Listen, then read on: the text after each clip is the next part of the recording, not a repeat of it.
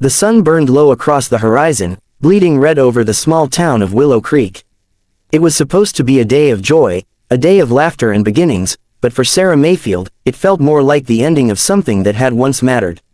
The little white church stood proud on the hill, freshly painted and draped with ribbons, though most folks hadn't come to celebrate.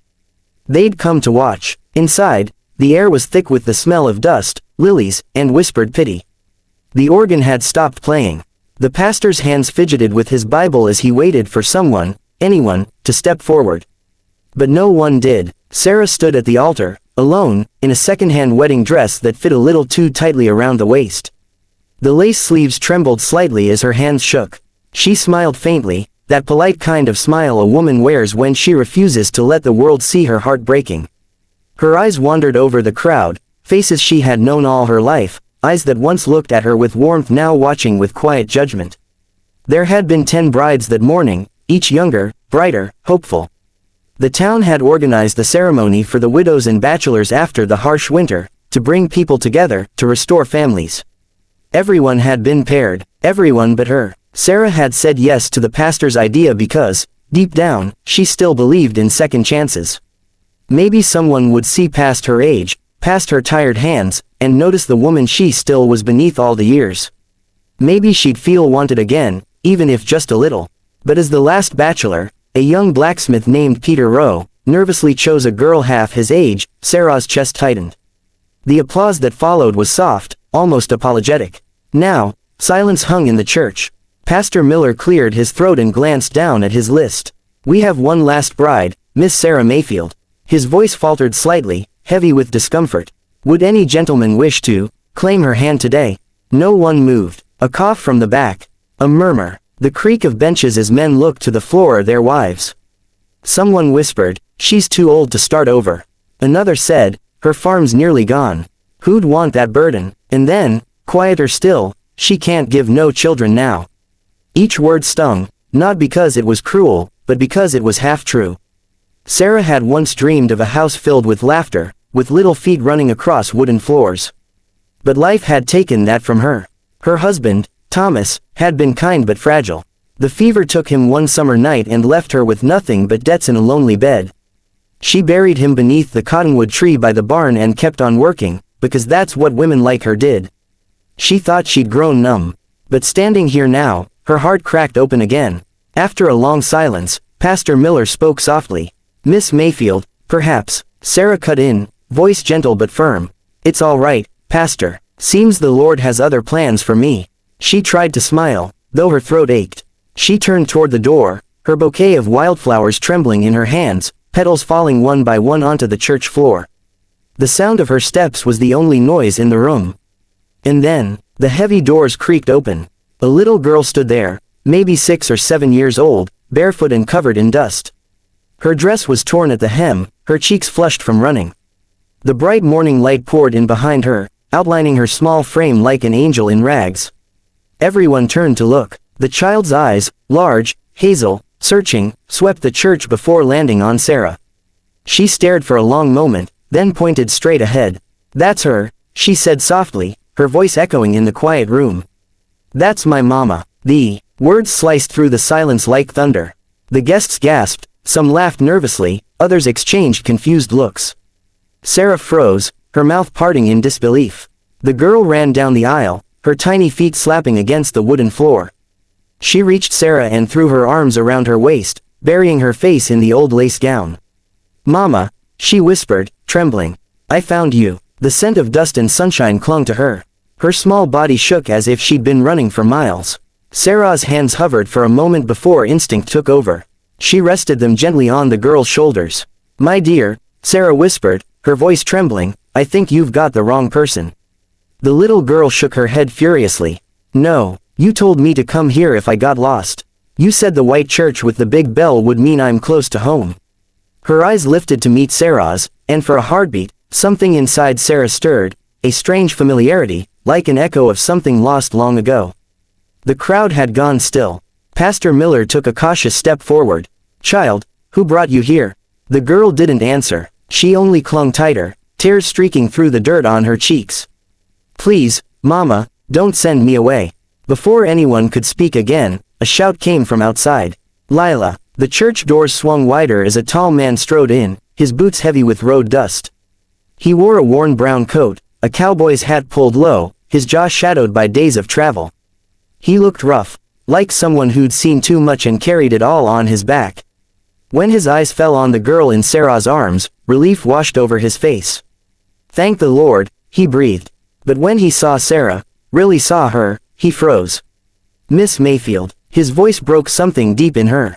She knew that tone, that gravelly drawl, that name. Jack Lawson, she said quietly. The whisper rippled through the crowd. A few remembered him, the drifter who had once worked Sarah's land years ago. He'd helped her through the first winter after Thomas died. He'd mended fences, fixed roofs, shared coffee on cold mornings, and for a time, she'd almost let herself feel again. Then one night, without a word, he vanished. Now he was standing in front of her again, holding his head in both hands, eyes filled with something that looked a lot like regret.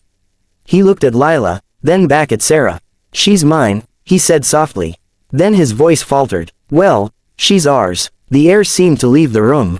The crowd erupted into whispers, scandalous and curious. Sarah stared at him, confusion warring with disbelief. Ours. Jack's lips parted, but no words came. His eyes shimmered, and for a brief moment, the room fell away.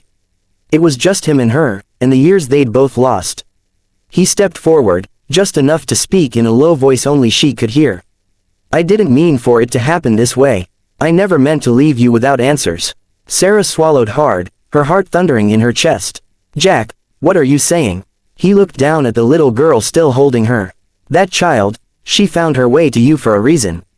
Maybe the same reason I came back. Sarah's eyes dropped to Lila again. The girl's face was soft, dirt-streaked but lovely, her hazel eyes glinting with the same speck of gold Sarah saw every morning in her mirror. And for the first time in years, the ache in her heart wasn't just pain.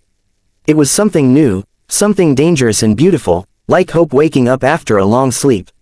The room stood frozen as the three of them faced each other, the forgotten bride, the lost child, and the man who'd once walked away. Outside, the bell tolled noon.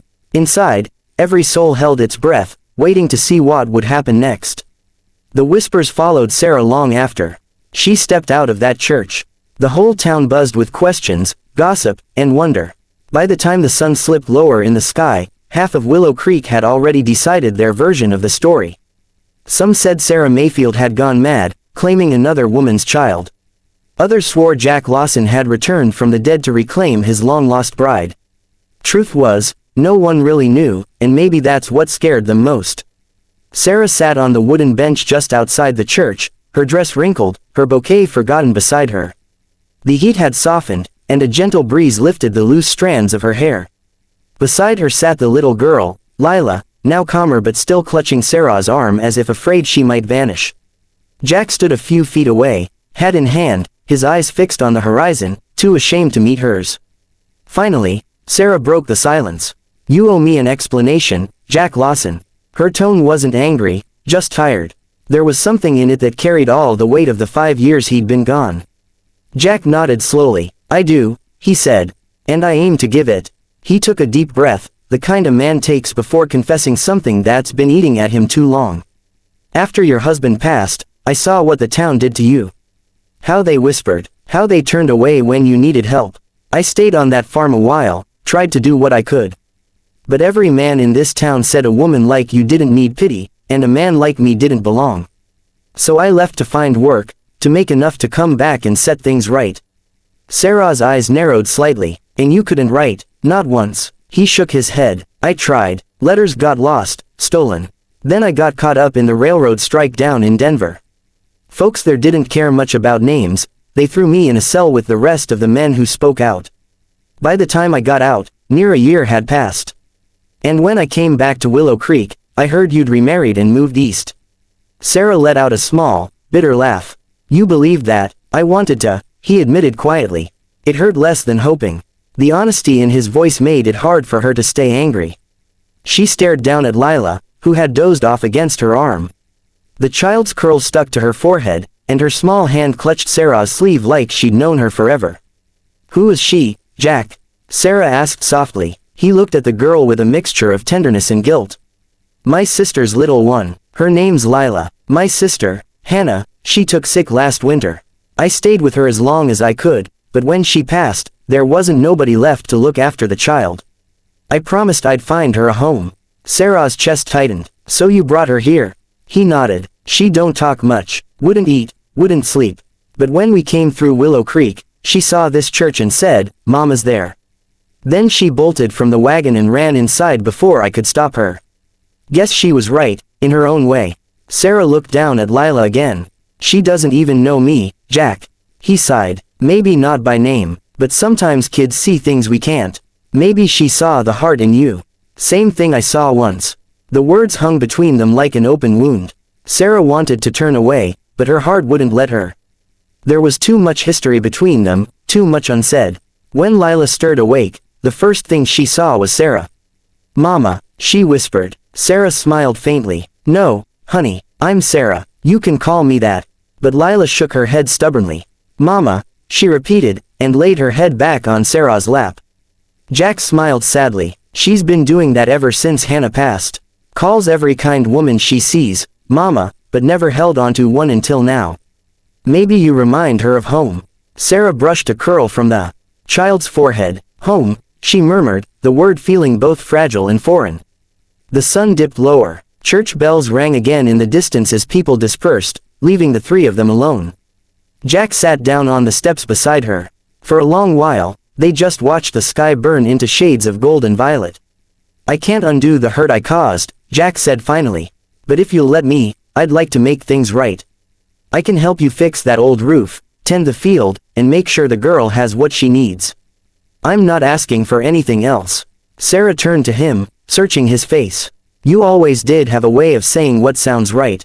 He gave a small, humorless chuckle. Doesn't mean I deserve forgiveness. No, she said quietly. It doesn't, but maybe you deserve a chance to earn it. That night, Sarah brought Lila back to her farmhouse. The place looked the same as when Jack had last seen it, worn but strong, like her.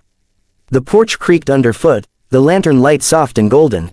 Lila's eyes widened as Sarah showed her the tiny bedroom near the kitchen, where she tucked her under a quilt that smelled faintly of lavender. The child clung to her hand until sleep claimed her. When Sarah turned around, Jack was standing in the doorway. Thank you, he said simply. She's just a child, Jack, Sarah replied. I couldn't send her away. He nodded. Still, thank you. Days turned to weeks. The three of them fell into a quiet rhythm. Jack rose early to mend the fences and work the fields. Sarah baked bread again, something she hadn't done in years. Lila followed them both everywhere, carrying little baskets of wildflowers or singing softly to the chickens. For the first time since Thomas's death, laughter found its way back into the farmhouse. The townsfolk still talked, of course, they always did. But slowly, even they began to soften. People who once pitied Sarah now nodded in respect when they saw her at the market, her head held high, Lila's hand in hers. One afternoon, as they worked in the field, Sarah looked up at Jack wiping sweat from his brow. I never thought I'd see you here again, she said. He smiled faintly. Truth is, I never stopped thinking about this place.